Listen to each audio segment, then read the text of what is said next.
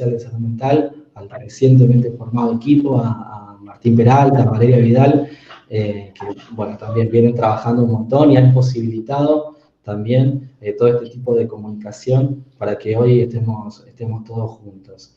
Bueno, también al equipo CAPAX o al equipo de capacitaciones, como se han nombrado las compañeras, que han empezado a preparar esta propuesta que empezamos a llevar adelante ahora, y que también para nosotros es importante transmitir lo que es un equipo en ampliación, es decir, necesitamos que todos los trabajadores de salud mental, de salud de la provincia, utilicen, como decíamos, esta plataforma para acercar todas las propuestas que tengan que ver con estar actualizados en distintas temáticas de salud mental con las que trabajamos todo el tiempo.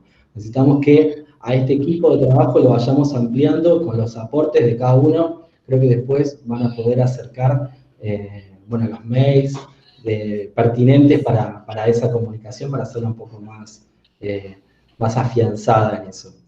Bueno, y en esta primera instancia queremos agradecerle a Leonardo Borbax, que para nosotros es muy importante que esté en esta primera fecha, para todos los que trabajamos en salud mental desde hace unos cuantos años. Leonardo es un referente nacional, pero sobre todo es una persona que siempre está a disposición cuando lo necesitamos y cuando le pedimos algo. Con respecto a esta propuesta, desde el primer momento, bueno, se puso a disposición y bueno, para nosotros es una alegría que hoy esté acá, así que aprovechamos ya y le agradecemos de antemano. Bueno, y como decíamos a ustedes, la verdad que este encuentro, el de hoy, nos parece muy importante para que sea el inicio de una agenda de trabajo que queremos que siga todo el año. Como todos sabemos, bueno, la agenda nos la viene marcando la pandemia, que desde el comienzo del año nos va marcando bueno, los distintos trabajos, pero nosotros no queremos que la urgencia, en este sentido, nos vaya dejando de lado una agenda mucho más antigua que tenemos los que trabajamos en salud mental, que tiene que ver con cómo seguir trabajando, transformando y revisando nuestras prácticas para adecuarnos a la Ley Nacional de Salud Mental, la Ley 6657, y por eso nos parece importante que, más allá de la agenda diaria, hoy podamos hablar de este tema, ¿no? Nos pareció importante poder, igualmente, por eso no dejarlo de lado, y hablar de las prácticas en salud mental en tiempos en pandemia. Pero nos pareció importante también poder aprovechar y hacer un balance de estos 10 años de la sanción de la ley, y para nosotros es muy importante que podamos aprovechar a Leonardo en toda su experiencia, en todo su recorrido, en todo lo que tiene para contarnos, y bueno, y si hay una posibilidad o un tiempo posterior, y si no a través de otra vía, poder acercarle todas las preguntas, todas las dudas, todos los comentarios, para que también sea aprovechable esta instancia. Bueno, no quiero hacerla tan larga la introducción, pero bueno, quiero aprovechar también y felicitar a todos los equipos de salud mental que están trabajando hoy en la provincia, desde el norte hasta el sur. La verdad que desde nuestra parte estamos muy, muy agradecidos y bueno, y muy conscientes de este tiempo que estamos llevando, desde los equipos de soporte de salud mental que están en el 0800. Siempre recordamos eso, 0800-555-6549, para todos, para acercarle todas las consultas que son necesarias en este momento. Son equipos que están, bueno, trabajando, la verdad que muy arduamente, pero también los otros equipos soporte, los equipos de soporte del 107, los equipos de seguimiento que tenemos tanto en la región de Santa Fe como en la región Rosario, y cada uno de los equipos de salud mental de los distintos efectores, provinciales, municipales, comunales. La verdad que en ese sentido estamos bueno, muy conscientes del trabajo que estamos llevando adelante, en un contexto, como decimos siempre, donde la agenda va cambiando todo el tiempo. Todos los días las situaciones van modificándose, y eso nos obliga a repensar y a revisar nuestras prácticas todo el tiempo, los distintos abordajes desde la perspectiva de salud mental con perspectiva de derecho. Así que nos parece importante también poder marcar eso. Bueno, no lo quiero hacer mucho más extensivo, quiero presentarla a Silvina y que Silvina haga una presentación como corresponde también de Leonardo y pueda contar un poco más. Para las que no la conocen, a Silvina Carmona, ella es, bueno, compañera de trabajo, parte de esta red de equipos de salud mental, de la Dirección de Salud Mental, y también, bueno, es integrante del equipo de programa de protección de testigos, que también depende de la Dirección de Salud Mental. Es psicoanalista y es docente de la Universidad de Entre Ríos, y bueno, las dejo con ella que va a poder hablarles un poquito más y un poquito mejor. Bueno, gracias. Bueno, gracias, Matías. ¿Me escuchan bien? ¿Se escucha bien? Sí. Bueno, para los que ingresaron último, bienvenidas y bienvenidos. Es un gustazo estar acá, encontrarnos en este plano virtual, después de tanto tiempo de otras capacitaciones, pero también de alguna manera profundiza el gusto el poder encontrarnos en este contexto de alta complejidad. Como Mati me presenta, les quiero contar, antes de presentarlo formalmente a Leonardo, que nos dan la posibilidad en esta convocatoria, la dirección, nos convocan nuevamente para refundar un espacio de capacitación, y digo refundar porque es un espacio que desde el 2014 al 2017 lo llevamos adelante con todo un grupo de compañeros, de trabajadores fundamentalmente de distintos dispositivos y muchos de ellos del territorio, de las cuales capacitaciones que surgieron 2 publicaciones para nosotros muy interesantes, que no solo están los textos de los disertantes, sino producciones de los trabajadores respecto de sus prácticas en aquel momento, que son textos, publicaciones que les van a llegar en algún momento. Y decidimos como grupo llamarnos, nos pusimos un nombre, nos llamamos Equipo CAPAX, porque la idea es que intentar, insistir, persistir en sostener espacios de transmisión y de reflexión donde poder pensar nuestras prácticas, en donde también y nos implique la posibilidad de acercarnos afectuosamente, en donde el malestar no nos gane y poder ponerlo a discutir, poder ponerlo nuestras preocupaciones y también las soledades que por ahí hay compañeros que están en situaciones de más lejos, otros estamos en centros más urbanos, pero hay compañeros que están en ciudades o localidades más pequeñas, más lejanas, y creo que este medio también es una oportunidad para acercar esto, ¿no? El equipo CAPAX nos llamamos de esa manera porque la palabra CAPAX tiene que ver con la raíz de la palabra capacitación, capacidad, capaz, y CAPAX viene del latín capacere y se relaciona con el significado de alojar, recoger, tomar, recibir. Y nosotros nos parecía importante resignificar el espacio del lugar del encuentro y el alojarnos en la palabra, en el lenguaje, que es lo que hoy tenemos como herramienta frente a esta situación tan compleja que nos impone un distanciamiento necesario por cuidado. Y que bueno, también estuve pensando, para que se efectivice ese distanciamiento, creo que tenemos que incentivar cada vez más la palabra. Bueno, eso por un lado, y mis compañeras son Mariana Bonelli, Victoria Rinaldi, Emilia Fraile, Marcela Araya, Laura Palero, Paula Raviolo, Belén Benassi y quien les habla. Quiero contarles que cada una de nosotras estamos trabajando en otros dispositivos. Cecilia Musi, que está presente también, comparte nuestras reflexiones de los armados de las capacitaciones. Cada una de nosotras trabajamos, cada una está en un determinado dispositivo y decidimos tomar esta aposta de la capacitación como una apuesta solidaria para trabajar con nuestros compañeros trabajadores de salud mental.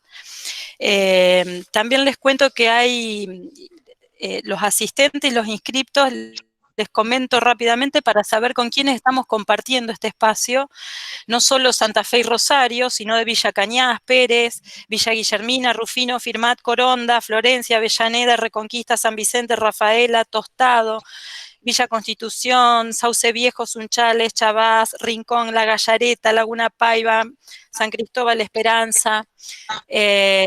Bueno, me parece que es muy interesante para nosotros como grupo de trabajo, como equipo, también es una instancia inédita, por más que tengamos un recorrido previo.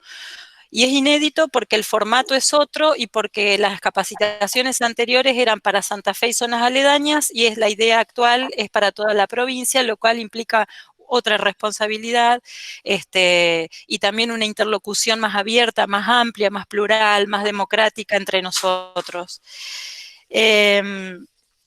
Como les decía, la capacitación no es un invento, no es magia, no es mágico, viene de hace muchos años, incluso previo a nuestras prácticas, haciendo un poquito de memoria.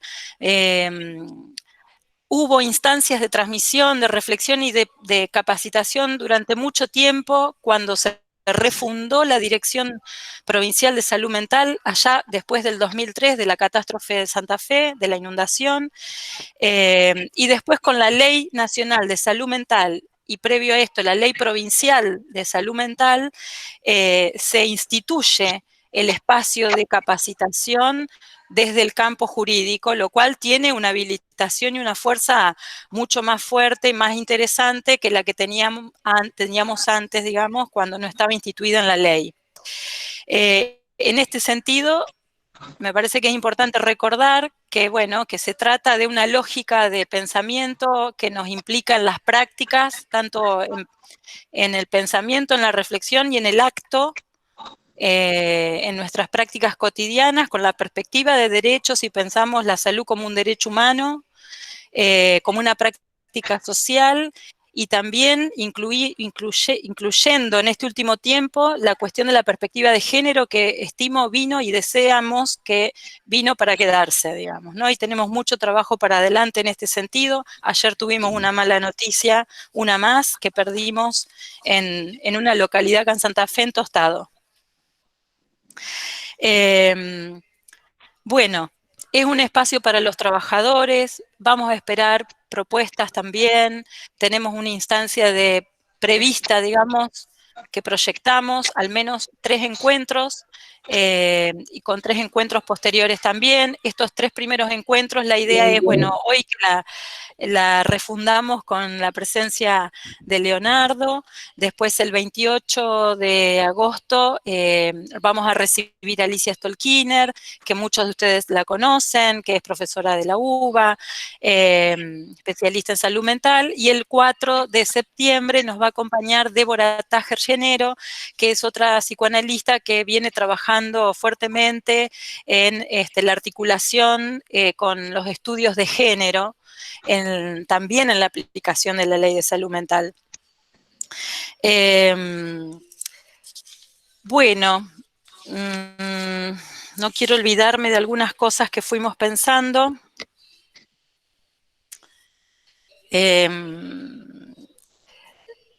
Me parece que es fundamental recordar que hay una memoria previa de trabajo que tiene que ver con pensar las prácticas, como dijo Matías, teniendo en cuenta que también de lo que se trata es de una transformación cultural, nuestras prácticas en relación al lazo social. Y no es por nada, lo quiero decir hoy, me tocó, fue por el medio así azaroso y contingente, me tocó venir aquí a la sala de situación donde están trabajando los compañeros en salud, que es un centro cultural, que es el Centro Cultural Franchino, lo cual creo que, bueno, es el mejor lugar donde podemos dar cuenta de esa intersección que de alguna manera salud requiere de esa transformación cultural.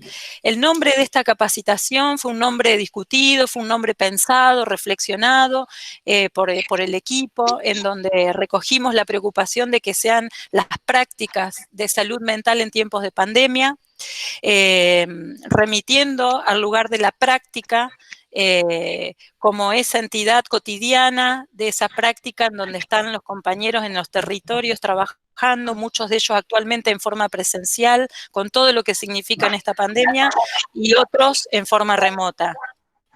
Y el encuentro de hoy, puntualmente, con Leonardo, tenemos la posibilidad de alojar y dar la bienvenida a Leonardo, quien ha sido un protagonista fundamental para la Ley Nacional de Salud Mental. Y estamos transitando el año de los 10 años, por eso este título, el balance a 10 años de la sanción de la Ley Nacional de Salud Mental, lo cual era un año fundamental en que teníamos previsto determinadas cuestiones que, bueno, que las tendremos que seguir peleando, las tendremos que seguir remando y luchando para que en algún momento se puedan implementar.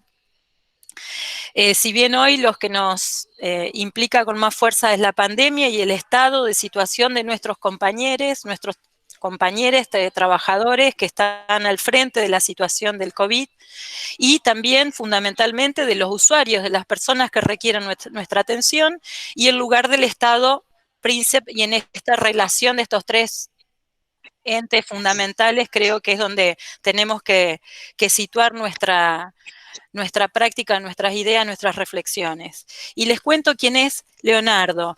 Leonardo es psicólogo, es un colega, trabajó en el Hospital Regional de Ushuaia entre el 1991 y el 2005. Fue diputado nacional entre el 2005 y el 2009, autor de la Ley de Salud Mental, secretario ejecutivo de CONISMA entre el 2013 y el 2015, jefe de gabinete de ministros de Tierra del Fuego entre el 2015 y el 2019, y actualmente es el director nacional de los grupos vulnerables de la Secretaría de Derechos Humanos a nivel nacional del Ministerio de Justicia. Bienvenido, Leonardo. Gracias por acompañarnos, por estar acá con nosotros. Gracias. Bueno, te escuchamos, Leonardo. Bueno, muchas gracias. Gracias, Matías, Silvina, a toda la gente del equipo por la invitación, y a los trabajadores de salud mental de Santa Fe, especialmente a los que, bueno, están haciendo frente a esta situación tan difícil, ¿no? Como decían recién, de la pandemia, que, bueno, que interpela el campo de la salud mental, interpela la posibilidad de construir un sistema distinto y más integrado al sistema de salud. Bueno, ayer veíamos como el presidente incorporó al comité de asesores a expertos en salud mental. Alicia, y seguramente cuando ustedes tengan oportunidad de escucharla, les podrá contar algo de eso, y me parece que va a ser un aporte muy interesante. Y bueno, es cierto que estamos a 10 años de sanción de la ley, y eso tiene un valor doble, ¿no? Por un lado, es una fecha significativa, un aniversario, y los aniversarios se prestan para los balances, pero además 2020 era el año en que la reglamentación de la ley estipulaba el final del proceso de sustitución definitiva de los manicomios. Y entonces eso también amerita un balance, una consideración que podamos hacer juntos, ¿no? Porque en definitiva yo también les agradezco la invitación, porque es imposible para mí hacerme una idea de en qué punto estamos de aplicación de la ley sin escuchar a los que están trabajando, a los protagonistas en todo el territorio. Yo les puedo aportar algunas ideas, algunos ejes, algunos conceptos, alguna mirada, pero bueno, así como la ley fue una construcción colectiva, yo creo que la aplicación y los balances también tienen que ser colectivos.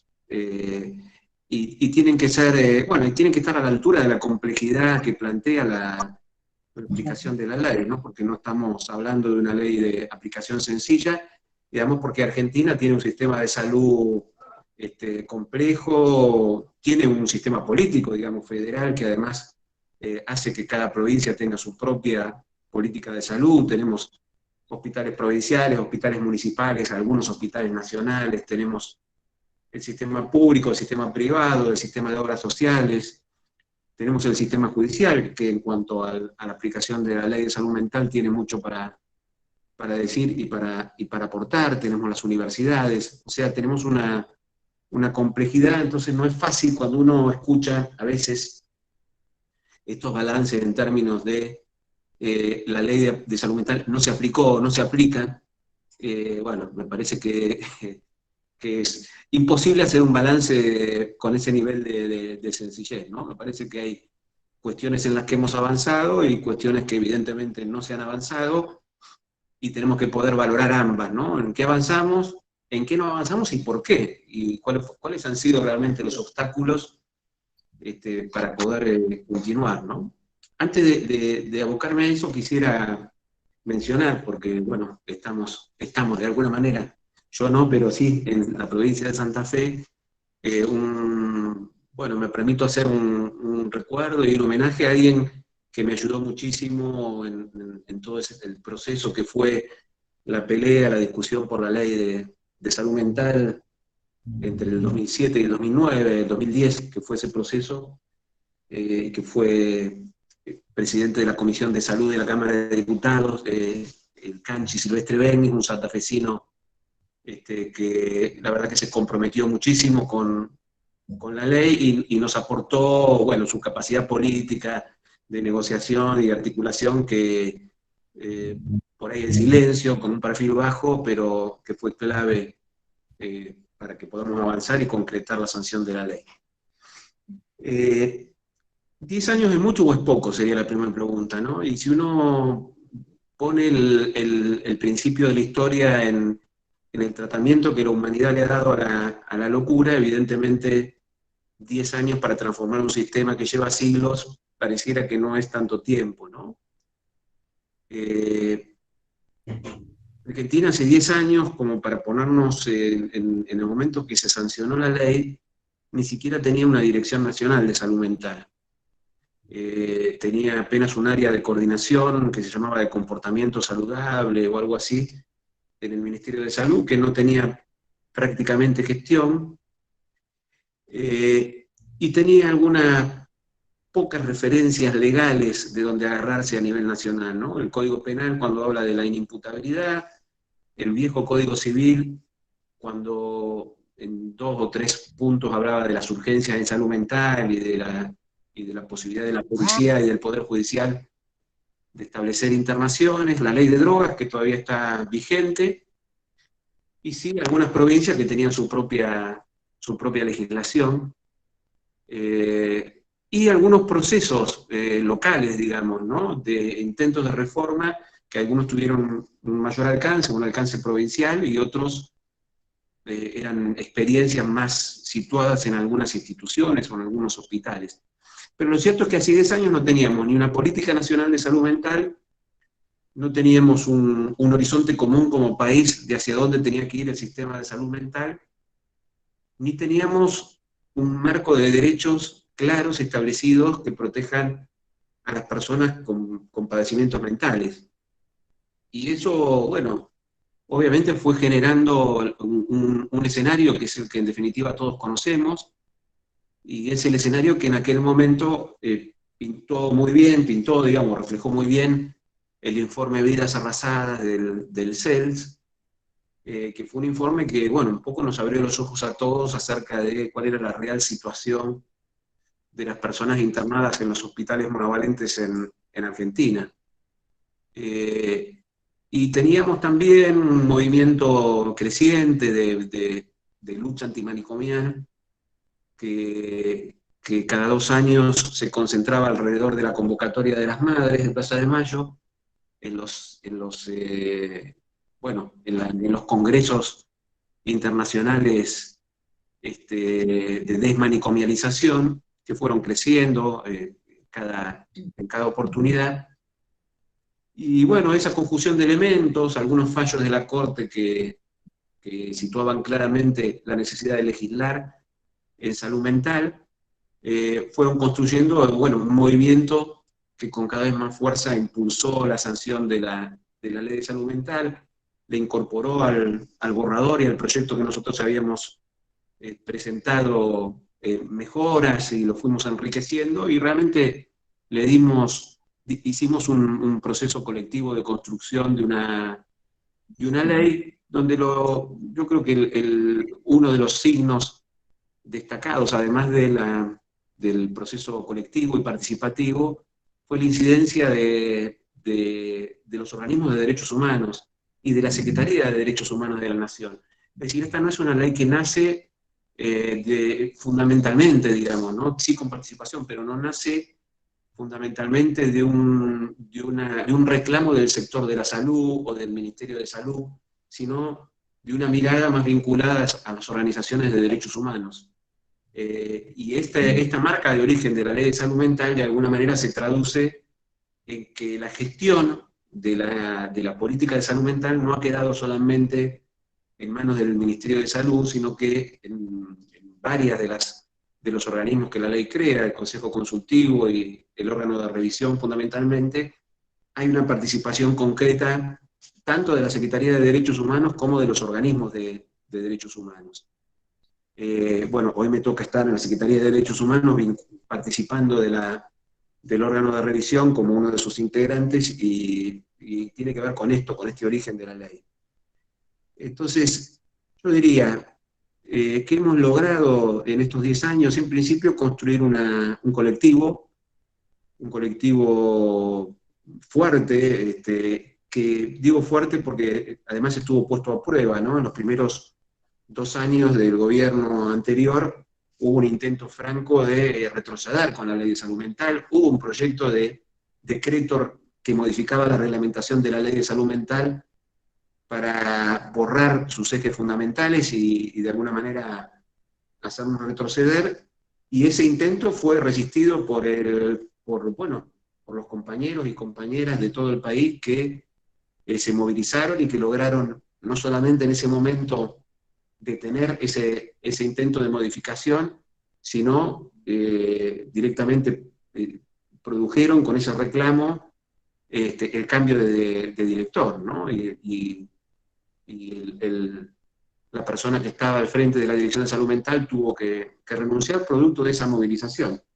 Entonces logramos la construcción de este colectivo que es fundamental, logramos que la Ley de Salud Mental se constituyera en un elemento de debate permanente dentro del ámbito de la salud mental, y los que trabajamos en salud mental sabemos que el solo hecho de debatir y el solo hecho de pensar sobre determinadas cuestiones ya nos modifica, ya nos hace ver las cosas de otra manera y de alguna manera incide en nuestras prácticas.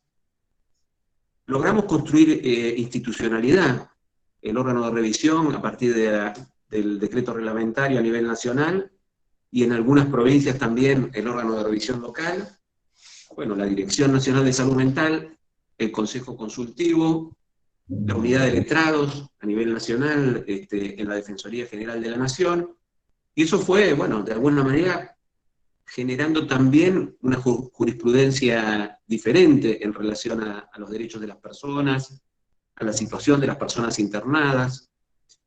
Y el resultado fue que, por lo que uno ve, si uno tiene que tomar en cuenta el censo que se hizo el año pasado, tenemos menos personas en principio, pareciera que hay menos personas internadas que las que había hace 10 años en las instituciones monovalentes, públicas y privadas, ¿no? Todavía siguen siendo muchas, el censo habla de alrededor de 12.000 personas, el informe del CELS hace 12 años atrás, más o menos, o 13 años atrás, hablaba de 25.000. Bueno, en principio hay que tomar todos esos números con pinzas, pero pareciera que hubo una tendencia hacia la reducción, y por lo menos en Ciudad de Buenos Aires, que es donde funciona el monitoreo directo del órgano de revisión nacional, también se da cuenta de que las nuevas internaciones en principio tienden a ser más breves que las que eran antes de la Ley de Salud Mental. Eso me parece que son logros parciales, porque en definitiva la gran materia pendiente es la construcción de la red, ¿no? De una red de servicios con base en la comunidad, que es lo que en todo el país está costando, y que en la medida que nosotros no podamos construir realmente una atención en los hospitales generales, en los centros de atención primaria, y no podamos de alguna manera fortalecer a la comunidad para que pueda integrar a las personas con padecimientos mentales e incluso hacerse cargo de alguna manera de los procesos críticos. Bueno, lo que termina pasando es que no podemos terminar de cerrar los ingresos en los hospitales monovalentes y, bueno, en definitiva, se nos hace imposible pensar en una sustitución definitiva. Y en esta dificultad también, yo creo que hay varias, que explica, digamos, esta dificultad que hemos tenido en constituir esta red alternativa de atención, y por lo tanto, cuáles son los obstáculos que tenemos que vencer. Bueno, ahí hay varias cuestiones, ¿no? Primero, decisión política.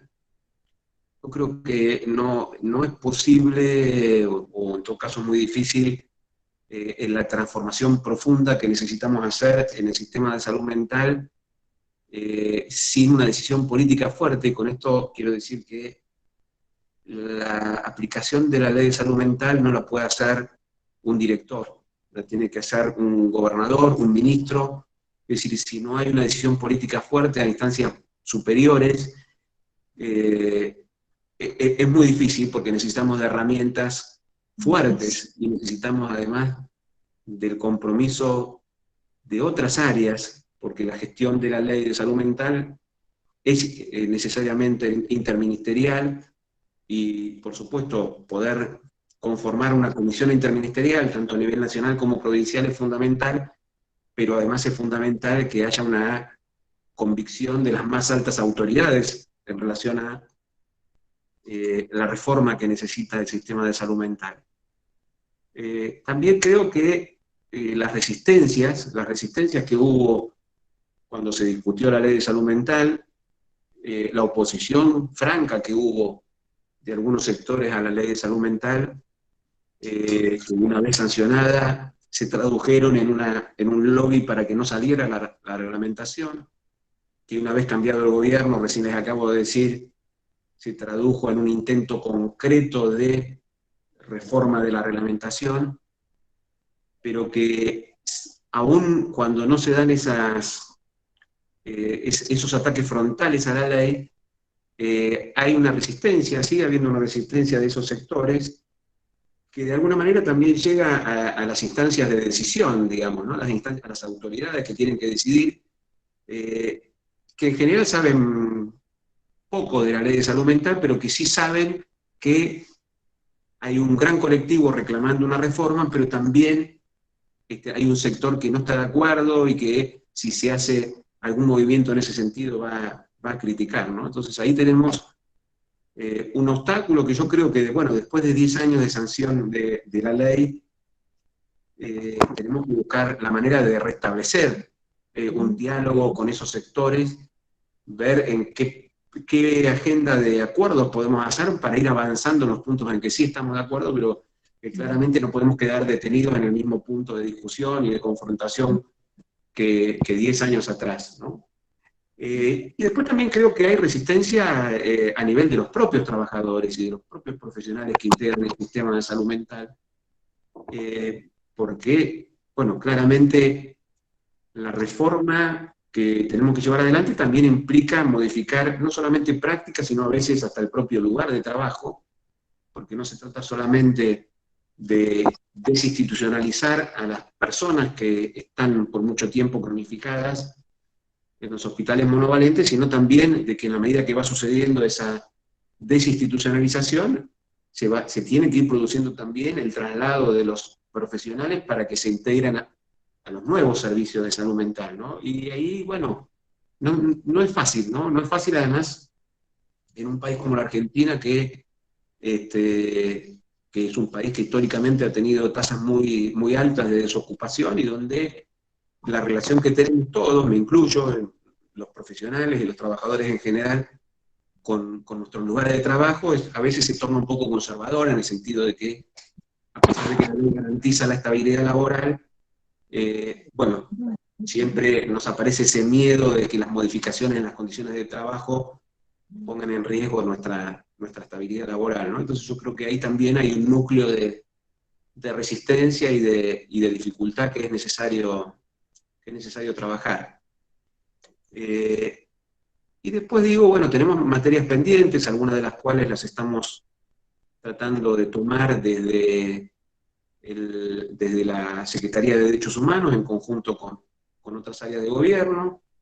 El tema de la inimputabilidad es un gran tema que quedó pendiente y que produce dificultades en la práctica concreta, en la realidad en todo el país, ¿no? Nadie sabe muy bien qué hacer, y cuando digo nadie me refiero ni los jueces, ni el sistema de salud, ni los gobiernos, cuando una persona que está involucrada en un proceso penal por algún delito es declarada inimputable por razones de salud mental, bueno, ahí hay un hueco que se va llenando de una manera variopinta, digamos, pero que en definitiva lo que termina pasando es que muchas veces personas que tienen padecimiento de salud mental y que por ahí no han cometido el delito porque ni siquiera se le termina de probar, o son delitos muy menores, terminan con una privación de la libertad sin tratamiento, y incluso con privaciones de libertad mucho más prolongadas que las personas que son declaradas imputables y condenadas. Ahí tenemos un problema. Un problema, quiero decir, una discusión pendiente sobre qué hacer, y una reforma legal también necesaria, porque el Código Penal, bueno, sigue siendo el mismo que era previo a la Ley de Salud Mental.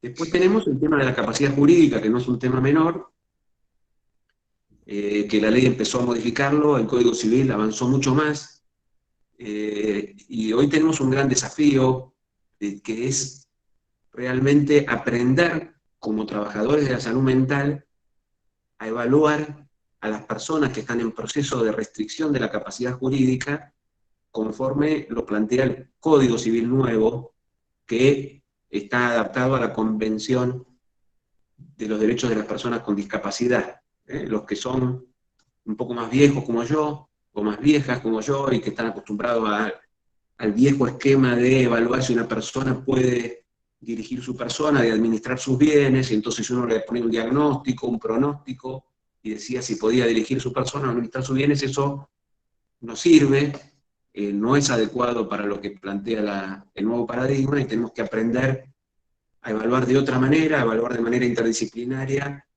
qué puede hacer la persona, qué quiere hacer la persona, y qué dificultades tiene y qué apoyo necesita para poder hacerlo, y eso va mucho más allá de un diagnóstico que a veces hasta ni siquiera contribuye a esclarecer al juez, cuando es el juez el que tiene que tomar las decisiones. Entonces ahí tenemos un campo de trabajo importante con el sistema judicial, con los peritos del Poder Judicial, y también con quienes integramos el sistema de salud para poder llevar adelante esa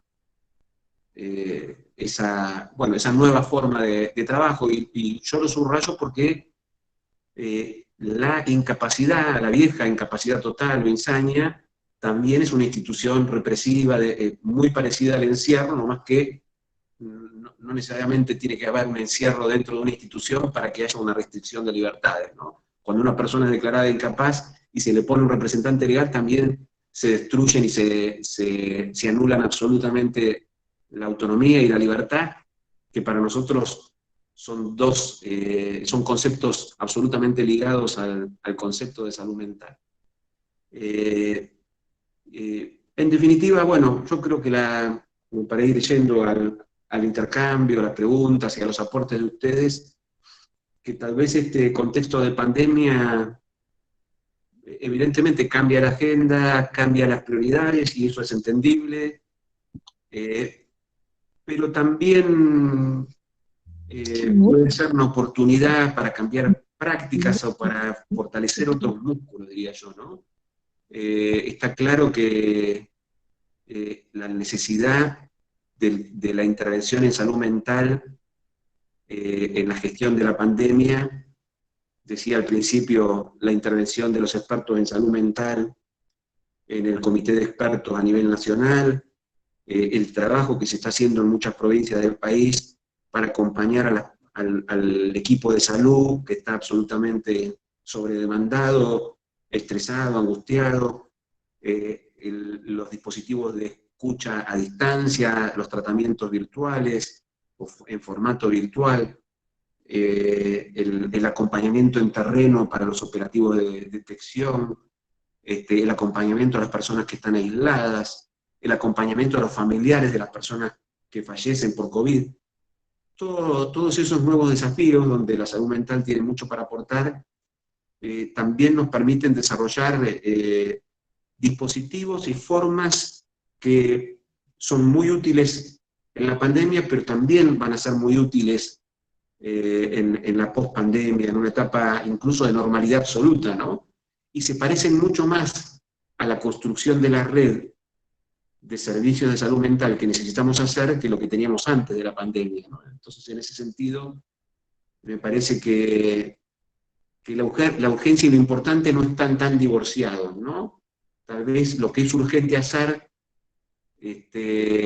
nos empieza a dar una respuesta y nos empiece a abrir un camino que después nos permita seguir construyendo lo importante y nos permita retomar ese camino de aplicación de la ley de salud mental del que hablaba Matías al principio, ¿no? Así que bueno, en principio esto lo que quería comentarles, y me gustaría que tengamos ahora entonces, Silvina, el espacio y la posibilidad del intercambio. Sí, abrimos el intercambio. Gracias, Leonardo.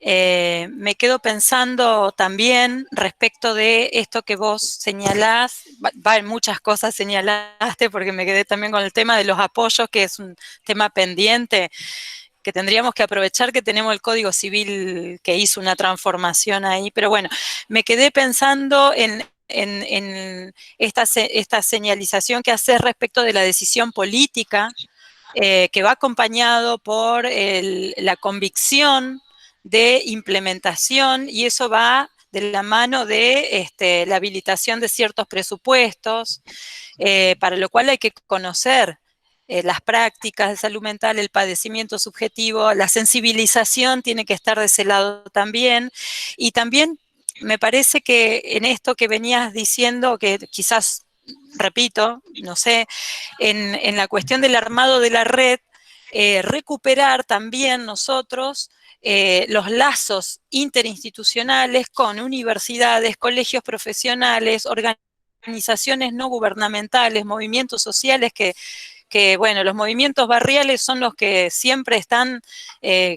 al día en lo cotidiano, conociendo la situación de los sujetos con los que trabajamos. Los compañeros de atención primaria de eso saben bastante, y la recuperación del ejercicio de salud mental en los hospitales generales, que también es algo que me parece que no hay que retroceder, que me parece que estos 4 años que tuvimos de tanta dificultad, en donde quedó tan amenazada la ley, hubo un debilitamiento en ese sentido, y creo que hay que recuperar esto. Yo sé que estamos en un contexto difícil de COVID, pero me parece que hay que intentarlo. Bueno, abrimos a las preguntas. Flor Serra dice, las preguntas las hacemos vía chat. Como quieras, Flor, si querés habilita tu mic y podés preguntar, Florencia. Bueno, pues llegué tarde a la reunión y no sé si habían acordado cómo hacer las preguntas. No, yo por ahí, bueno, no hubiera querido ser la primera, pero estoy medio atolondrada. Florencia es trabajadora social, es una compañera también de la dirección. Sí, soy trabajadora social, trabajo en la Junta de Salud Mental, y bueno, por ahí quería ver si, Leonardo, vos podés profundizar un tema, bueno, que muchos de los que están acá presentes, tanto de Santa Fe como de Rosario, en este último tiempo venimos empezando a pensar, digamos, qué estrategias, qué dispositivos son necesarios de darnos respecto a esta situación que vos señalás como un vacío o como esta dificultad que ha tenido la ley a la hora de pensar la población de los usuarios de salud mental vinculados a procesos penales. Digamos, vos decís, bueno, la cuestión de la inimputabilidad quedó como una deuda pendiente, pero a mí lo que me interesa es fundamentalmente pensar cómo ustedes, en el momento que diseñan y arman la ley, cómo pensaron, porque vos decís, bueno, un código penal que pareciera que quedó viejo respecto de eso, pero bueno, ¿cómo se pensó en ese momento? ¿Cómo sería pensar una reforma en el Código Penal, o si esto se viene pensando en esta nueva coyuntura y de qué modo? Porque bueno, si bien coincidimos con vos en esta cuestión de que no es un problema exclusivo de Santa Fe, sino que esto, digamos, está en todas las provincias, incluso uno lo puede pensar como una problemática que a nivel mundial también no ha sido fácil ni es fácil de resolver, ¿no? La experiencia italiana, después de muchos años la ley Basaglia, está empezando a encarar la cuestión de los manicomios judiciales. Así que bueno, por ahí en ese sentido pedirte si podés ampliar. Sí, bueno, a ver, en principio la ley de salud mental, en un artículo vinculado al proceso de internaciones, hace una mención al Código Penal y dice, bueno, la decisión de las externaciones es del equipo de salud, no requiere autorización judicial, salvo que estén bajo medida de seguridad el artículo 34 del Código Penal. ¿Por qué pusimos eso?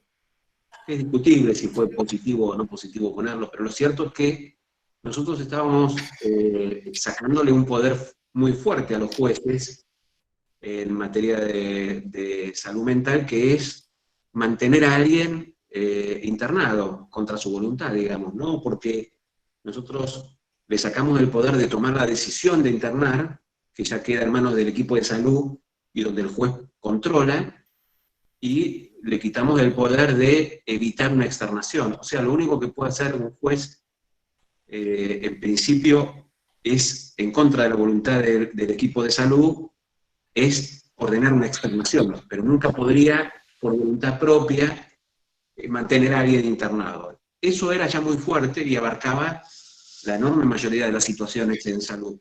Yo, por lo menos en mi experiencia en Ushuaia, y comentaba Silvina que yo trabajé durante 14 años en el hospital de Ushuaia, es que muchas veces la prolongación de las internaciones se debía a la reticencia judicial, a autorizar alta, ¿no? Entonces, por lo menos nosotros teníamos esa idea que modificando eso íbamos a permitir, digamos, una mejora sustantiva y rápida en cuanto al comportamiento de las internaciones y demás. Ahora, si nosotros hacíamos valer ese principio también para los casos de inimputabilidad, bueno, ya nos metíamos en otra discusión, en principio mucho más fuerte, porque estábamos, bueno, quitándole a los jueces la posibilidad de decidir, incluso cuando la persona hubiera cometido delitos que algunos pueden ser leves y otros pueden ser graves. Entonces lo que hicimos en ese momento fue tomamos una decisión respecto del costo-beneficio de meternos con ese tema, pensar además que en los momentos de redacción y de discusión de la ley, uno no tiene garantizado que la ley va a salir, no es que uno está escribiendo un trabajo y que después sabe que hace un trámite y lo tiene, sino que sabe que después eso lo tiene que empezar. Entonces, bueno, nos pareció que si metíamos eso de otra manera nos iba a dificultar todo. Ahora, bueno, quedó pendiente ese tema y quedó vigente el Código Penal tal como está, y nosotros queremos, en principio, dar una discusión, porque, a ver, a mí me da la sensación de que tal vez dentro mismo del campo de la salud mental no estaríamos todos de acuerdo en qué tratamiento darle a este tema. ¿A qué me refiero? Hay quienes plantean, digamos, hay como dos posiciones extremas, me parece. Hay quienes plantean que una persona declarada inimputable, entonces ya por ser declarada inimputable, ya no debería por qué estar en el sistema penal y tiene que aplicarse la ley de salud mental, y por lo tanto es el equipo de salud el que tiene que evaluar si hay riesgo cierto e inminente y proceder como dice la ley de salud mental. Y también hay quienes más parados en la perspectiva de la convención, si se quiere, de discapacidad y del principio jurídico que establece la ley, que es la presunción de capacidad, bueno, aplicar lo mismo al campo penal. Es decir, si nosotros vamos a sostener que por principio las personas, aún con padecimiento mental, tienen que poder decidir sobre sus vidas, entonces deberíamos sostener que si cometen un delito deberían poder responder a la justicia por ese delito y hacerse responsables de sus actos, ¿no? Estos serían como dos extremos. En el medio me parece que hay muchas opciones para discutir, pero también lo que está claro es que hoy no tenemos, en principio, para muchas personas, para las que se toman medidas de seguridad privativa de la libertad, tal vez si nosotros tuviéramos dispositivos ambulatorios adecuados, para cumplir medidas de seguridad ambulatorias, estaríamos dando por lo menos en parte la solución a muchas personas que, habiendo cometido delitos que por ahí no requieren, no son tan graves, y la situación de salud de la persona no requiere una internación, pero sí requeriría algún mecanismo o algún sistema de tratamiento con cierto control o con cierta obligatoriedad, que hoy la ley de salud mental no lo contempla, porque la ley de salud mental, la única presunción, digamos, la única hipótesis de tratamiento involuntario es la internación, que sí está contemplada, pero si no es la internación, no hay ninguna otra posibilidad. Entonces, bueno, me parece que hay que dar una discusión. Hubo un proyecto, cuando se planteó la reforma, un proyecto de reforma del Código Penal que no prosperó, que había participado el doctor Zaffaroni.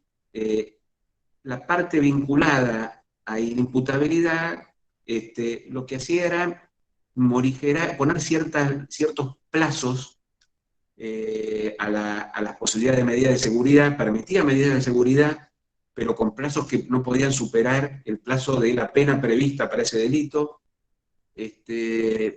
Contemplaba un sistema de control y tratamiento efectivo, de revisión de la medida periódica y bueno, la posibilidad incluso de inimputabilidades parciales o imputabilidad atenuada, o sea, salir del blanco-negro que existe actualmente.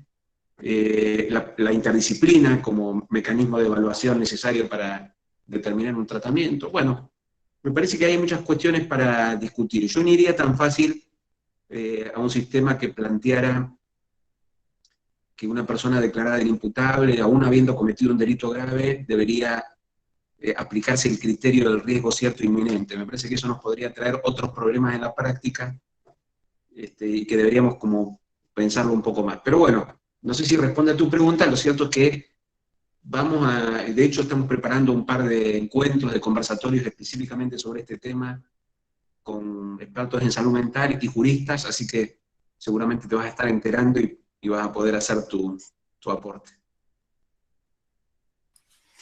Gracias, Florencia, por tu pregunta. No sé si hay alguna otra pregunta.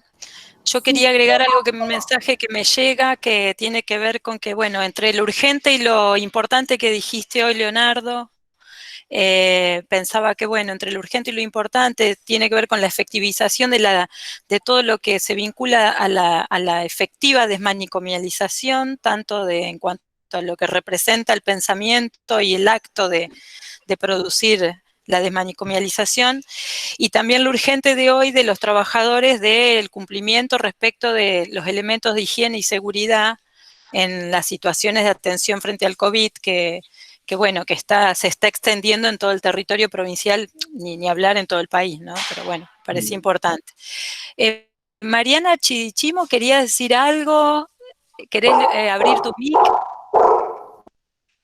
Sí, buenas ¿Qué tardes. tal, Mariana? No, quería, bueno, en principio agradecer la capacitación, la convocatoria, la invitación, agradecerle a Leonardo, una vez más, siempre es sumamente agradable y esclarecedor en relación a los problemas del campo escucharte. En principio, yo trabajo soy psicóloga y trabajo en la colonia psiquiátrica de Oliveros. En principio, en torno a este tema con el que se inició el debate, quería aportar un elemento que me parece, al menos en nuestras prácticas cotidianas en Oliveros, complejiza aún más la situación de la inimputabilidad, que es una situación que estamos viviendo hace varios años, pero que año a año se va incrementando, que tiene que ver con una cantidad de personas internadas por orden del juez a la espera de la inimputabilidad. Es decir, sujetos están teniendo una internación en la cual todavía esto no se ha definido, lo cual esto conlleva una situación sumamente preocupante para todos los equipos de la institución, que tiene que ver con la presencia cotidiana, 24 horas, de personal del servicio penitenciario custodiando a estas personas. Digo para complejizar en este punto, porque esto implica una serie de retrocesos importantes en relación a la transformación del sentido de las prácticas cotidianas al interior de una institución monovalente más aún de estas características, ¿no? Con el peso que implica ser colonia psiquiátrica y el peso de la estación terminal para muchas personas. Digo, ahí cuando vos hablabas de los obstáculos, me sentí como muy en sintonía con todo el planteo. El viernes pasado yo formo parte del espacio de ATE Salud Mental, de ATE Rosario. El viernes pasado tuvimos con mucho agrado una reunión con Matías y con otros funcionarios del ministerio, donde justamente les planteábamos algo similar a esto que vos decías. Les planteábamos la necesidad de un plan de emergencia para que las medidas necesarias, indispensables, que tenemos que tomar en el marco de la pandemia, no impliquen un retroceso en poco, mucho, balancearemos juntos después, que se ha ido avanzando en este tiempo. Vemos ahí un riesgo muy grande de manicomialización de una cantidad de prácticas.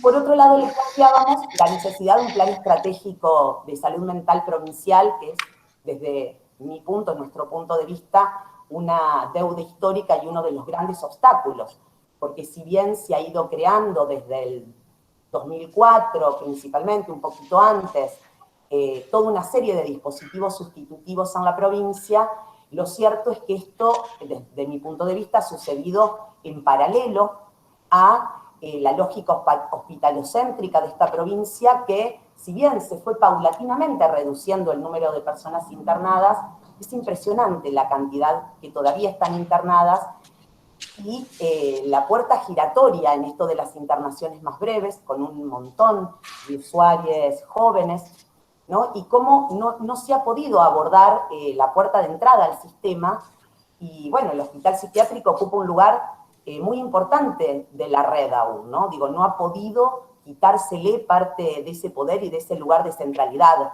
en la red de salud. Entonces, bueno, hay un obstáculo que quería agregar para el debate, era el riesgo de un sistema mixto de salud, ¿no? Donde lo que crece lento, en general precario, en muchas condiciones materiales, institucionales, a la par que los manicomios siguen concentrando gran parte del presupuesto. Algo a favor en esto que decías, como yo lo leo, al menos desde el recorte parcial de la colonia de Oliveros, es que en relación a la resistencia de los trabajadores. Es algo no tan notorio, al menos en esta institución en particular, y de hecho hay una cantidad de pedidos de traslados por deseo de trabajar en otros puntos de la red del sistema, al cual no se le viene pudiendo dar respuesta, justamente porque no se puede abordar el problema ni de la puerta de entrada, ni tampoco de la puerta de salida, porque bueno, también todo lo que se ha ido creando aún sigue siendo insuficiente. Bueno, ahí me callo, como para agregar algunos elementos que venimos pensando colectivamente para el debate. Sí. Bien, gracias Mariana, muchas gracias. Sí, ahí yo diría, con respecto al tema de inimputables que mencionás de estas internaciones, cuando la persona ni siquiera fue declarada inimputable, que está en el proceso, seguramente en proceso, y donde el juez considera que no está en condiciones de afrontar el juicio, entonces en el mientras tanto declara una medida de seguridad y lo interna. Bueno, que eso también tiene que ver con, no con el Código Penal, pero sí con los códigos procesales, que son provinciales y que también hay que discutirlo en el marco de esta reforma. Pero sí, también a mí lo que me parece es, nosotros como campo de salud tenemos que hacernos la pregunta, las personas que, por ejemplo, están en esa situación, afrontando un juicio con un problema de salud mental, ¿tienen que tener una respuesta del campo de la salud o no tienen que tenerla? Si tienen que tenerla, entonces ahí el tema es que, bueno, tal vez esa no sea la respuesta, la que ha decidido el juez, pero tal vez sea la única que le ofrece el sistema, como a tantas cosas, ¿no? Entonces, en definitiva, me parece que también el desafío es pensar en qué dispositivos, no solamente cómo modificamos estas leyes, sino qué dispositivos creamos en salud para atender a estas personas, ¿no? Porque si no, caemos en la falsa opción de que el sistema de salud es solamente para atender personas que no tienen procesos penales, y las que tienen proceso penal o están condenadas son un problema de otro ministerio, de otra área, y no, también son ciudadanos que necesitan una atención en salud, ¿no? En todo caso, el tema es pensar qué dispositivos creamos para que no sea utilizado siempre el monovalente como único dispositivo para todos, no solamente para las personas que están en proceso y no pueden enfrentar un juicio, para las personas declaradas inimputables, para las personas que no cometen delitos, para que tienen un problema de salud mental leve, para que tienen una crisis. En definitiva, lo que dice la ley es que el monovalente no debiera atender ninguna de esas situaciones porque no es bueno para ninguna, ¿no? Y bueno, me alegra que ahí esté el interés de los trabajadores en ir hacia otros dispositivos, ¿no? Y ahí seguramente hay un tema también de transición, ¿no? Es decir, frazada corte, si yo cubro lo otro y me quedo sin gente para atender esto, pero en algún momento, bueno, por eso la ley plantea el aumento de presupuesto, y además está claro que la transición entre un sistema y otro, a pesar de que el sistema que plantea la ley, si se quiere, es más económico que el sistema del monovalente, la transición puede generar la necesidad de invertir recursos. El otro día, hablando con el director ejecutivo de la Agencia de Discapacidad, él está pensando en algo muy interesante vinculado a la figura del asistente personal para acompañar a personas con discapacidad, y yo creo que en este momento, y también ahí para pensar en el contexto de la pandemia, esta crisis que estamos viviendo, que también termina siendo una crisis de trabajo, del empleo, va a generar respuestas, está generando y va a seguir generando por un tiempo respuestas masivas de creación de empleo desde el punto de vista de programas laborales diseñados desde el Estado, nacional, provincial, y yo creo que ahí también tenemos que poner el ojo para ver de qué manera podemos capacitar gente para cumplir una función de asistente personal y sumar esa gente también en la red de apoyo que necesita el sistema de salud mental, que no es solamente que necesite psicólogos, psiquiatras, trabajadores sociales, etcétera, sino también acompañantes terapéuticos, asistentes personales, y bueno, también ahí también tenemos, digo, por ahí tenemos una posibilidad distinta en este contexto.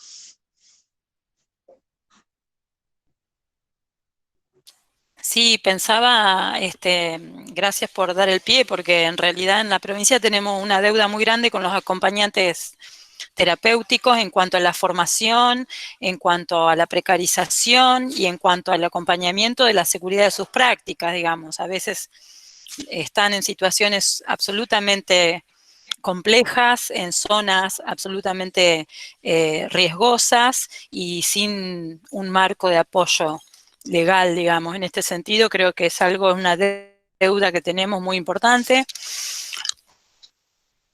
Y pensaba que respecto de los acompañantes también, si queremos gestionar las residencias compartidas o las moradas clínicas para poder egresar, ¿no?, que las personas internadas, que muchas veces no tienen familiares o una red de contención, sabemos hace años y está contemplado en la ley que tenemos que crear esos dispositivos para que puedan vivir de otra manera, para poder transformar esta lógica, y para eso necesitamos presupuestos, digamos, ¿no? Necesitamos que se puedan efectivizar la creación de esas casas, dentro del trabajo también comunitario que hacen los compañeros en territorio. Que fortalecer el territorio, como dicen las compañeras que vienen trabajando hace tantos años, Iris y Silvia de Rosario, son instancias fundamentales, digamos, para efectivizar esta transformación, ¿no? ¿Alguna otra pregunta, compañeros, compañeras? ¿Comentarios? Hay un comentario de una compañera dice Juliana, buenas tardes desde María Teresa, sur de la provincia, gracias por acercar propuestas de trabajo accesibles a los más lejanos.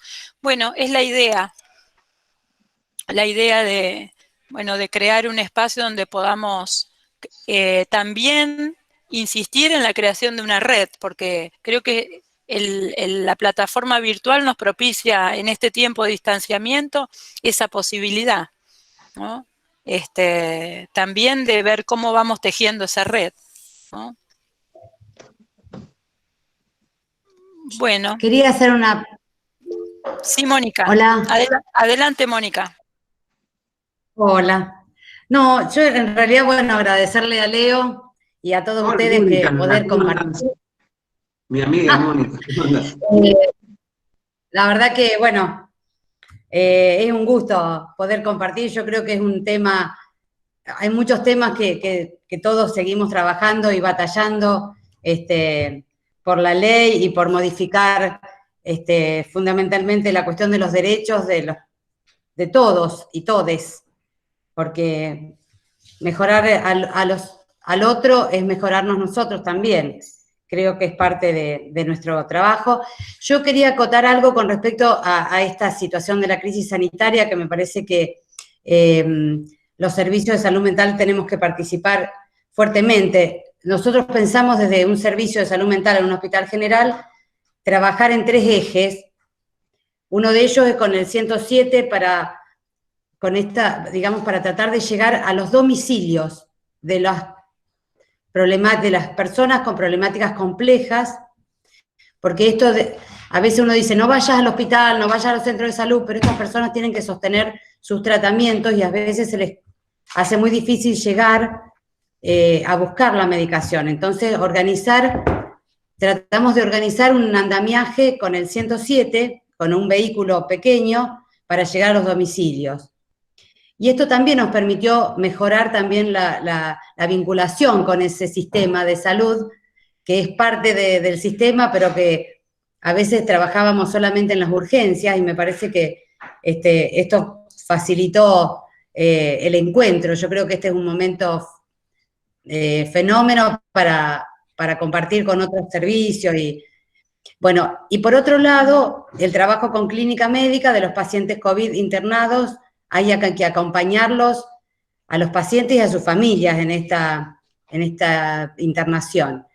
Pero un tema que para mí es muy importante que estamos trabajando es con los servicios de terapia intensiva y fundamentalmente con esto de la muerte en soledad. Y yo creo que, bueno, traté de armar un protocolo, estamos trabajándolo para permitir el ingreso de los vínculos afectivos en aquellas personas en situación crítica. Porque la verdad que la gravedad y la intensidad de esta pandemia al principio nos impidió pensar esta situación de la muerte en soledad. Y bueno, la idea es, por lo menos acá en el hospital Gutiérrez, y tomé algunos datos de algunos hospitales de Argentina y de otros países que empezaron a armar un protocolo para que los vínculos afectivos puedan tener un contacto visual con aquella persona que, bueno, está muy en riesgo su vida. Y me parece que es importante que tengamos esta participación en este momento. Más allá de seguir sosteniendo desde los derechos a los pacientes crónicos que no son COVID, pero que requieren... yo tengo una cuestión con esto de los llamados a distancia.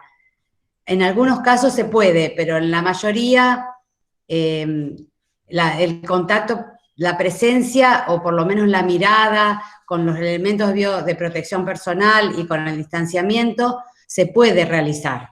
Por eso, digamos, nosotros por lo menos de este servicio de salud mental no dejamos de concurrir a la institución. Seguimos participando en forma presencial durante toda la pandemia y por ahora lo vamos a seguir haciendo. Bueno, un poco tirar esta idea del acompañamiento a los pacientes críticos, que me parece que es importante estar presentes en este momento. Justamente no sé qué opinan. Es un tema que en la reunión de ayer estuve leyendo con el presidente, fue uno de los temas que se mencionó, y nosotros también en la Secretaría lo estamos trabajando en este momento porque efectivamente es así. Y bueno, es entendible que la dinámica de esta crisis haya sido un tema que por ahí no se pensó hasta ahora, no se pensó tanto hasta ahora. Hay lugares que lo están manejando mejor, con algún protocolo, otros no.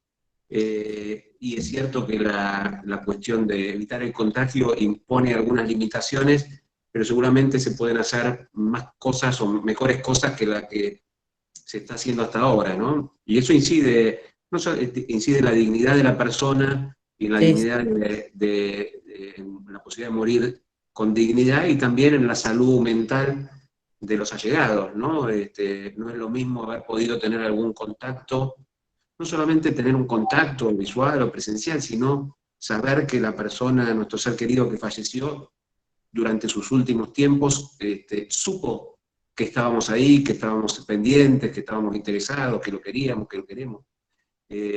Porque, bueno, si no hay contacto, todo eso se llena de angustia, de preguntas, de incertidumbre.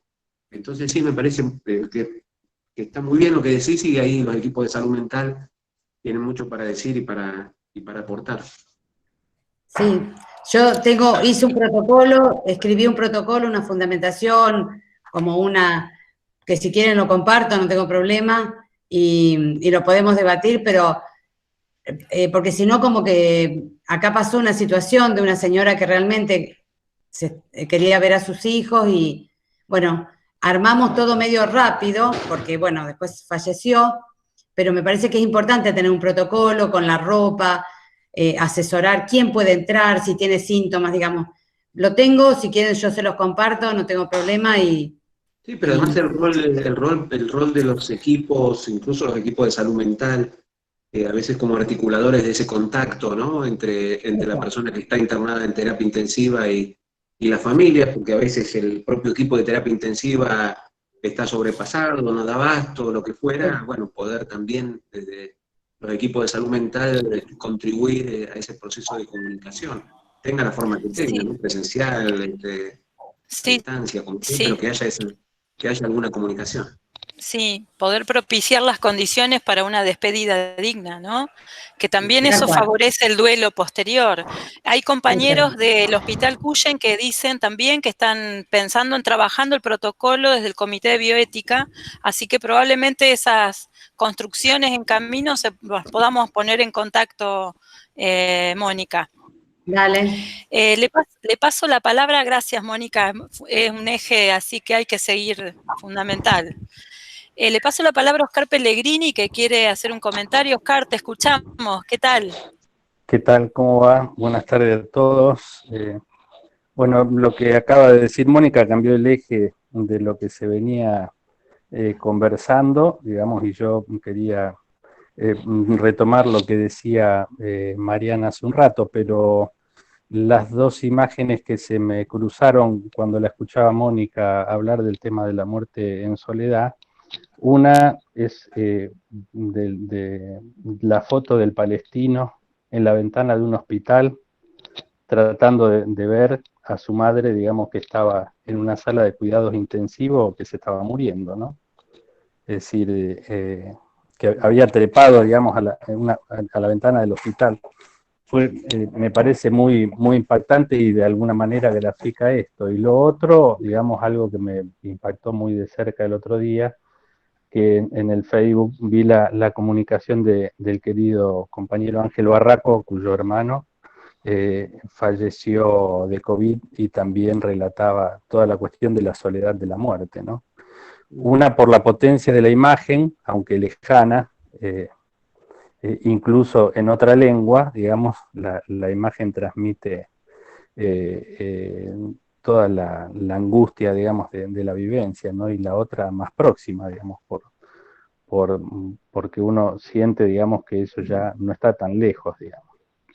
Pero vuelvo a retomar el tema de este cruce entre lo jurídico y lo médico, digamos, que representa el campo de la salud mental y particularmente de la psiquiatría, que como sabemos es un invento, digamos, más bien de la justicia que de la medicina en sí, que una necesidad lógica de la medicina en sí. Yo he ido observando, digamos, en los últimos años, y con esto quiero poner el mayor peso de la situación actual en las responsabilidades políticas, porque he ido observando en los últimos años cómo se ha ido degradando la integralidad que fue pensada, digamos, en un sentido estratégico de la reforma, de la sustitución de lógicas manicomiales en la provincia.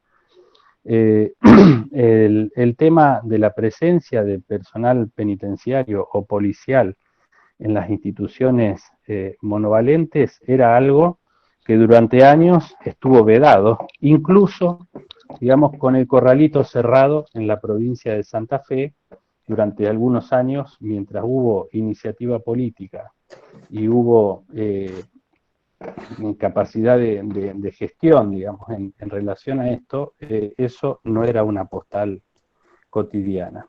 Creo que se ha ido cediendo espacio del ámbito de la salud como terceridad en el ámbito penitenciario, y se ha ido cediendo espacio en el campo de la salud con la penitenciarización del campo sanitario, y eso es una responsabilidad política. No podemos ser ajenos, y no hay que achacarle, digamos, a ninguna resistencia de los trabajadores, que cuando ha habido iniciativa política y ha habido construcción, con las diferencias y con las discusiones que nos han caracterizado como colectivo, siempre han estado, digamos, en la cresta de la ola. Digamos, no es la experiencia de Santa Fe, que cuando ha habido intenciones de modificar las prácticas, las principales resistencias hayan venido del campo de los trabajadores. En general, digamos, los obstáculos han estado en otro lugar. Y yo creo que en esto, digamos, es importante, digamos, la cuestión política. Es decir, va a ser muy importante la construcción que pueda llevar adelante Matías en la dirección provincial para recuperar un poco, digamos, la iniciativa política y tratar de poner en agenda del ministerio, digamos, y tratar de poner en la agenda de la gobernación el tema de la sustitución de la lógica manicomial. Y yo no tengo duda de que si eso, digamos, se va a lograr, los trabajadores van a estar mayoritariamente, digamos, del lado de la sustitución de la lógica manicomial. Bueno, gracias. Sí, Oscar, estoy muy de acuerdo, sí. Un saludo grande a Oscar, que también es un amigo y un referente, ¿no? Un viejo militante, no por la edad, sino por su historia de militancia. Se puede decir antiguo, que queda más lindo.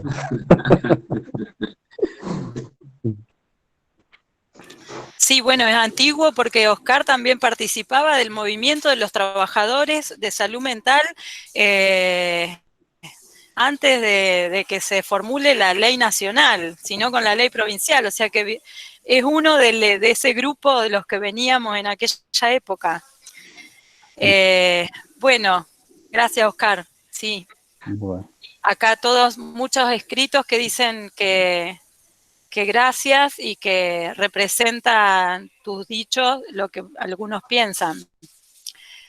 Estefanía Céspedes también plantea que coincide con lo planteado por Mariana, que lo mismo sucede en el Mira y López, aunque ahora se llame en Hospital General, ¿no?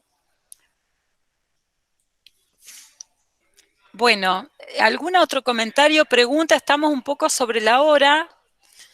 Creo que hay... Hola, Silvi, acá. Sí, Nerea Morón. En realidad, no, soy Facundo. Ah, Facundo Gauna, querido compañero, otro compañero. Claro, sí, Facu, te escuchamos. Bueno, sí, suscribo lo que decía Oscar. Y bueno, en relación por ahí a las preguntas que se fueron sucediendo y la pregunta que abrió Florencia Serra en torno a la intersección entre el campo de la salud mental y lo jurídico, me parece interesante esto que Leonardo señalaba, de poder pensar el tránsito de una persona que tiene una medida de seguridad de manera ambulatoria. Yo lo que también pensaba es cómo repensar nuestras prácticas en torno a las adicciones, llevándolo y conjugándolo a aquellas personas que cursarían un tratamiento ambulatorio bajo una medida de seguridad. Y también agregar el tema de las comunidades terapéuticas. Si habría que repensar el rol de esas instituciones como para poder seguir pensando qué prácticas nos tenemos que dar en torno al problema de las adicciones. Sí, hoy ustedes saben que también está vigente la ley de drogas, la 23737, que yo no tengo muy claro cómo se está aplicando hoy, porque hay fallos que declaran inconstitucional, hay un fallo de la Corte que declara inconstitucional uno de los artículos, pero en definitiva el esquema de la ley de drogas es un esquema que cuando se judicializa la situación transforma a cualquier tratamiento casi en una medida de seguridad, porque el tratamiento viene a sustituir la pena, porque está penado la tenencia para consumo. Fuera de esos casos, bueno, yo entiendo que si la persona, más allá del consumo de drogas, comete un delito o está en un proceso penal, bueno, vale lo mismo que dije para los problemas de salud mental. No deja de ser un problema de salud mental el consumo de drogas, y habrá casos que requieren internación y otros casos que podrían transitar un tratamiento ambulatorio. Pero ahí, vuelvo a decir, me parece que la complejidad de cuando una persona comete un delito es que tal vez sea declarado inimputable y la situación de salud mental no sea tan grave, pero el delito fue grave, y entonces ahí hay que pensar si es viable la aplicación de la ley de salud mental en términos de que si no hay un riesgo cierto inminente, no se lo puede obligar a un tratamiento, pero si el delito fue grave, y además porque pasa que no siempre uno desde el campo de la salud comparte el criterio forense y judicial de declaración de inimputabilidad de una persona. Entonces de pronto nos encontramos con personas que para nosotros son absolutamente responsables y deberían hacerse cargo de sus actos, pero que ya fueron declarados inimputables, ¿no? Entonces ahí hay una complejidad que resolver. Y respecto de las comunidades terapéuticas, bueno, las comunidades terapéuticas tienen la marca de nacimiento de esta ley de drogas, que es una ley penal, y por lo tanto muchas fueron tomando esa forma de sistema de entre tratamiento y castigo, ¿no? Muchas fueron evolucionando, y bueno, hoy está la discusión, 2020, de cómo va a ser el proceso, cómo debiera ser el proceso de adecuación a la ley de salud mental. Y es una discusión que está abierta, bueno, que hay espacio de diálogo con Cedronar, que hay espacio de diálogo dentro del órgano de revisión, que hay algunas normas que quedaron del gobierno anterior que habrá que ver, que revisar, pero bueno, claramente forman parte de nuestro campo y se tiene que cumplir la ley respecto de eso también. Bueno, el órgano de revisión es otra de las cuestiones que seguramente vamos a tener que retomar para hablar en algún momento. Hoy tenemos que ir dejando acá. Bueno, agradecerles a todos la presencia, la conversación. Leonardo, tu generosidad responsable de escucharnos y de dialogar con nosotros, de estar presente. A todos los que también conversaron y los que estuvieron presentes, los esperamos para el 28, que va a estar Alicia Stolkiner, les vamos a enviar la información. Si quieren seguir dialogando también o con las propuestas que hizo la compañera Mónica y Ale Pautazo del Cuyen, pueden ponerse en comunicación a través del mailing, enviar algún correo electrónico para ponerse en contacto. Creo que hoy al menos me parece, tengo la sensación de que nos vamos pensando algunas cuestiones para darle cierto impulso, y también contentos de habernos encontrado.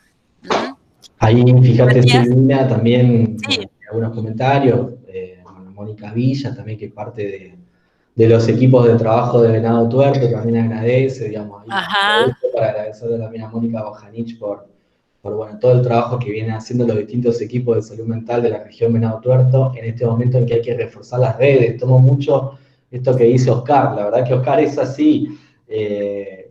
Tenemos que llevar adelante una decisión política en la cual todos los distintos trabajadores de salud mental ir alineándonos en estos desafíos y objetivos que tenemos. Tenemos que reforzar la red para que se puedan concretar todas estas cuentas pendientes que tenemos.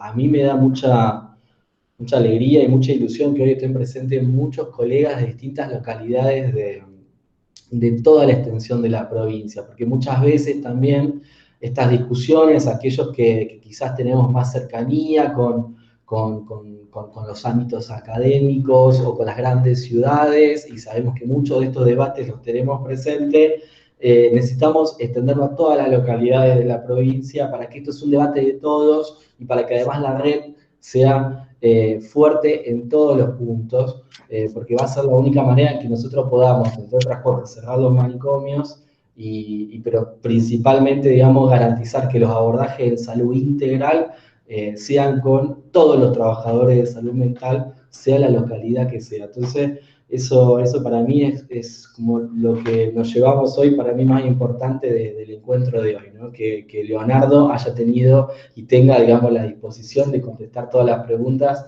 y de escuchar también de una manera tan responsable y tan respetuosa. Y bueno, esperemos también que así sean los encuentros que vienen. Así que, bueno, de mi parte personal, pero también en nombre de la dirección, agradecer a todos hoy la presencia. Bueno, sí, que nos escuche la voluntad política también. Bueno, gracias a todos y gracias a los compañeros del área de comunicación que están presentes, Martín, Valeria, y de gestión del conocimiento, Delia, que tan gentilmente está a disposición acompañándome en este momento. Gracias a todos y nos vemos en la próxima. Hasta luego. Chao, gracias. Gracias, Leo. Gracias, Leo. Gracias. Chau, chau. Chao, Leo. Muchas gracias. Gracias.